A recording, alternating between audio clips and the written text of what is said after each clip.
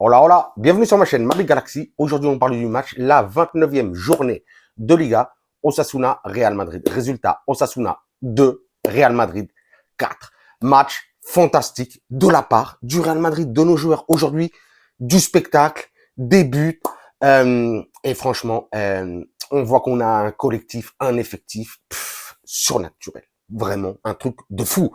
Carleto, depuis le début de la saison, que ce soit pour faire tourner les joueurs ou à cause des blessures, on a vu plein de systèmes de jeu différents, plein de compos différentes pendant toutes ces journées en Ligue des Champions, en Coupe du Roi, même si en Coupe du Roi, on s'est fait quand même taper. Mais bon, en Liga, en tout cas, franchement, ça sont la 35e Liga, je crois, la 35e, 36e, non, 35e, je crois. Liga, parce que franchement, aujourd'hui, on continue de prendre de l'avance, 3 points de plus, en attendant les matchs de tout à l'heure, je crois que c'est Retafe qui reçoit Girona, on verra ce que ça donne, et demain, le choc de cette 29e journée de Liga, l'Atlético recevra le Barça. Et là, ça va être que bénéfique pour nous après ce résultat-là, cette victoire contre Osasuna. Donc, comme je disais, un match splendide, franchement, tous les joueurs sont en train de répondre présent. Franchement, franchement, franchement. Je dis pas que je suis euphorique ni rien du tout, mais vraiment aujourd'hui, je suis content. J'ai vu une très belle équipe, j'ai vu que des joueurs impliqués. Mais bon, après on parlera des joueurs tout ça, mais fantastique, fantastique, fantastique. Pour parler un petit peu du match, aujourd'hui doublé de Vini,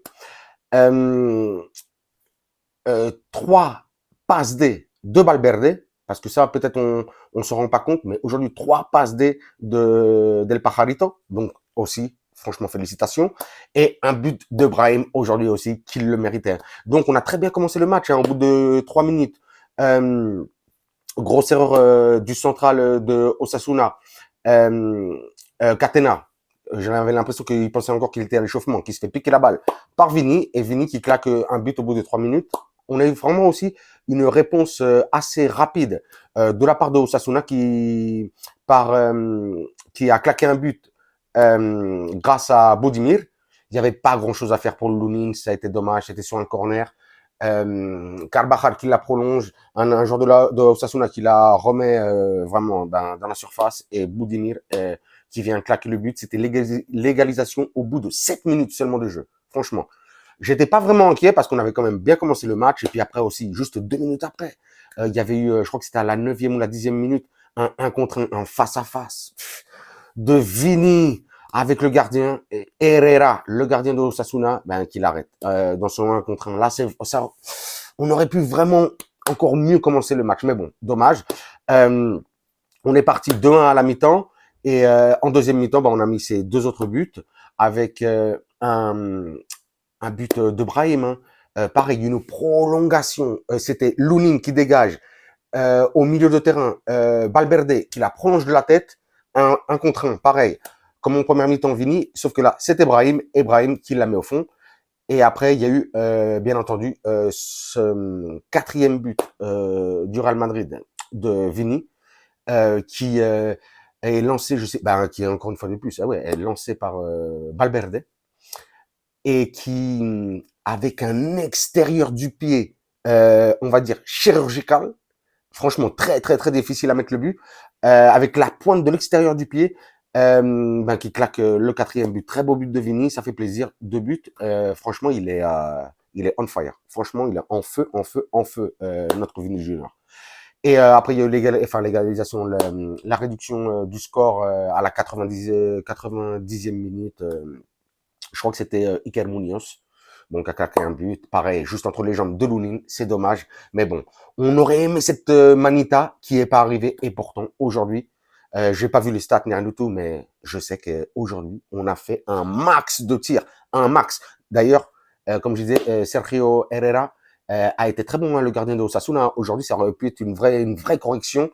Heureusement qu'il était là. Heureusement qu'il était là. Et aussi, il y a eu quelques erreurs. Vini aujourd'hui, normalement, Vini doit partir avec un triplé minimum aujourd'hui. Mais bon, et Rodrigo aurait dû aussi claquer. Dommage, dommage.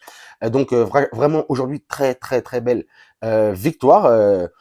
On sent que petit à petit, il reste de moins en moins de matchs. Il reste que 9 matchs. Là, tout de suite, je crois qu'on est à à 10 points de Girona. Non, enfin, Girona est à 10 points de nous. Et le Barça à 11. On verra, comme j'ai dit, ce qu'ils font ce soir et demain. Mais franchement, très, très, très beau match. Un petit peu, juste avant de parler des joueurs, j'aimerais parler de Ancelotti, qui est très souvent critiqué, justement, pour ses formations, pour ses tactiques et tout ça, ses compos. Moi, je trouve qu'il s'en sort très bien. Comme je disais, les joueurs qui rentrent sur le terrain, vraiment, euh, ils sont, ils sont au top niveau. Ils sont au top niveau, hein. Aujourd'hui, on a vu Gouler qui est rentré, il est au top. Modric, qui est pratiquement jamais titulaire, il rentre, il est au top. Aujourd'hui, le peu de minutes aussi qu'a joué Fran Garcia, il a été très bon. Lucas Vasquez aussi, qui même lui aussi aurait pu marquer. Et puis, on a vu aujourd'hui que, par exemple, Tchouaméni, une fois de plus, a joué en défense centrale au détriment de Nacho, alors que Nacho n'était même pas blessé. Et ça a très bien fonctionné une fois de plus. Non, non, non, mais vraiment, Ancelotti, il est en train de, même s'il est critiqué, ou déjà, moi, je comprends pas parce que j'adore Ancelotti, mais même si je l'aime ou je l'aime pas, ça a rien à voir avec ses choix tactiques. Je trouve qu'il est en train de très, très, très bien faire les choses. On arrive là dans les mois cruciaux, où on se joue vraiment les titres, et j'ai l'impression que l'équipe est en train de monter, on sent le niveau monter, mais vraiment de la part de tous les joueurs. Donc vraiment, big up Ancelotti. J'ai l'impression qu'il est en train de faire le taf, mais euh, fantastiquement bien.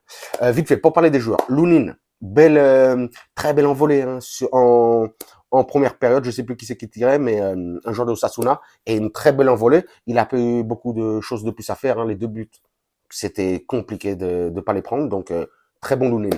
En défense, comme je disais, aujourd'hui, comme je disais, on avait Carvajal et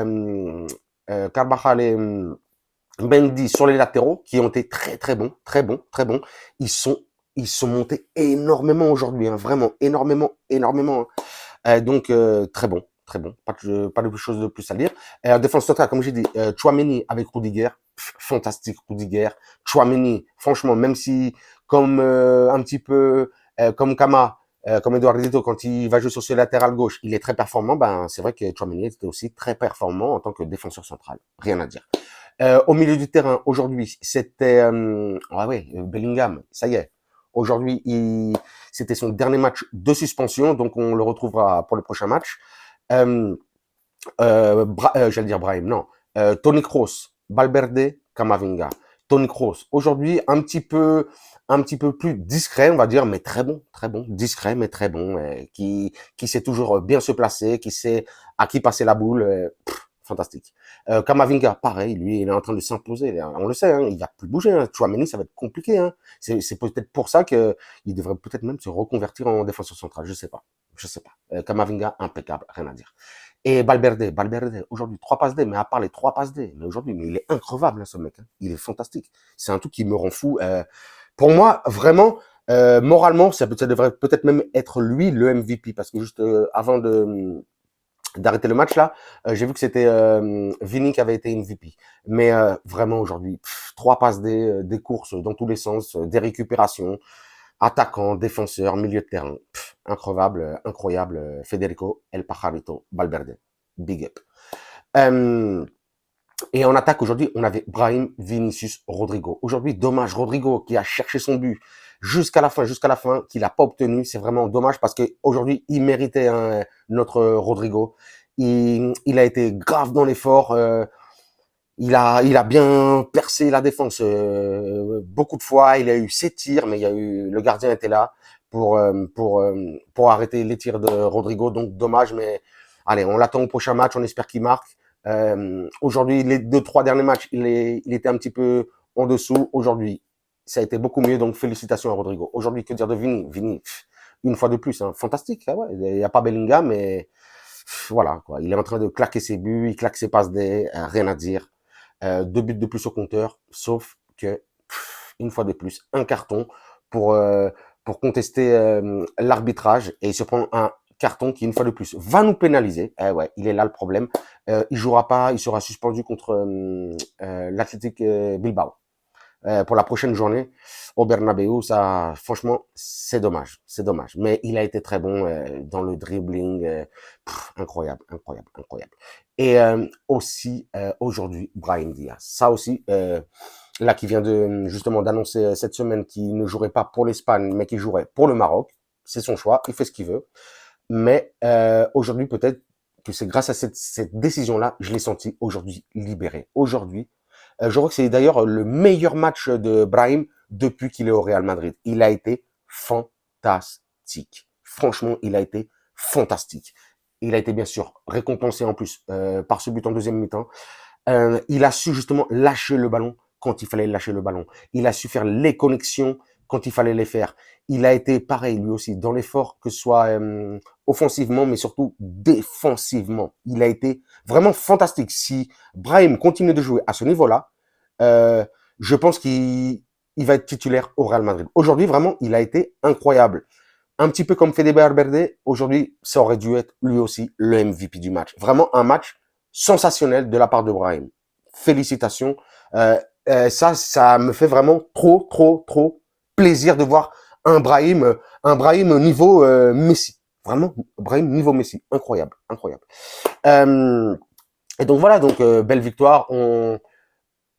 On pourrait vite fait aussi parler très rapidement de cette frappe à la 93e minute de Arda Güler. Vous l'avez vu, cette frappe qui tape la transversale. Il met une frappe du milieu de terrain. Oh là là, ça aurait été le but de la Liga. Dommage, mais on sent que cet enfant-là, lui, il va être trop lourd, il va être trop sévère. Mais ouais, mais comme je disais, on a un effectif, mais c'est pas possible, c'est pas possible. L'année prochaine, je sais pas ce qui va se passer quand Kylian Mbappé va arriver au Real Madrid.